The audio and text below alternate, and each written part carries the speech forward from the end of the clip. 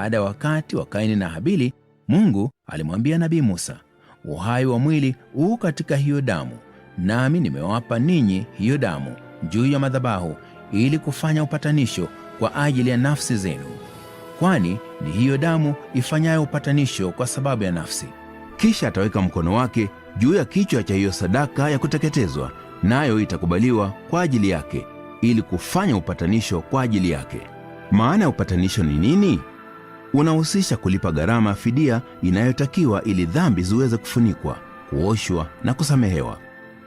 Nyakati za Agano la Kale, Mungu aliwaambia watu kuwa ataikubali damu iliyomwagika ya mwana kondoo, kondoo dume, mbuzi, fahali na njiwa wasio na kasoro kama malipo kwa ajili ya dhambi zao.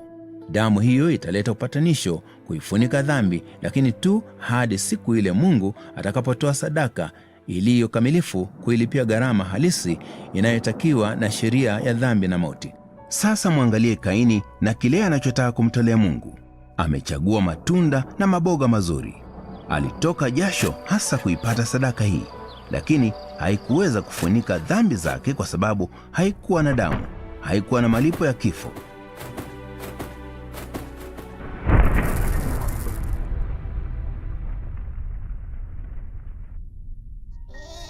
Mwangalie Habili na sadaka yake. Tukio la kusikitisha. Mwana-kondoo amefungwa na anataka kuuawa. Unamwona Habili akiweka mkono wake kwenye kichwa cha mwana-kondoo.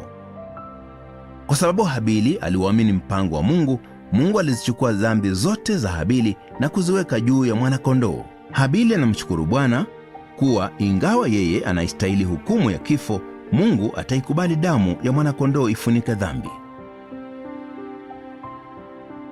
Sheria ya dhambi iliwataka wenye dhambi wote wahukumiwe kifo, lakini Mungu kwa haki na huruma yake alikubali kifo cha mwana-kondoo badala yao. Mungu huita hii amri ya sadaka ya dhambi. Hiyo amri ya sadaka na dhambi ilimweka Habili huru kutoka kwenye sheria ya dhambi na mauti. Lakini vipi kuhusu Kaini?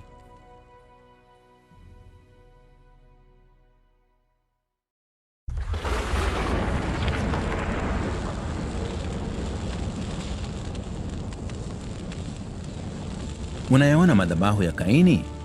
Kuna nini juu yake? Mazao yanayonyauka.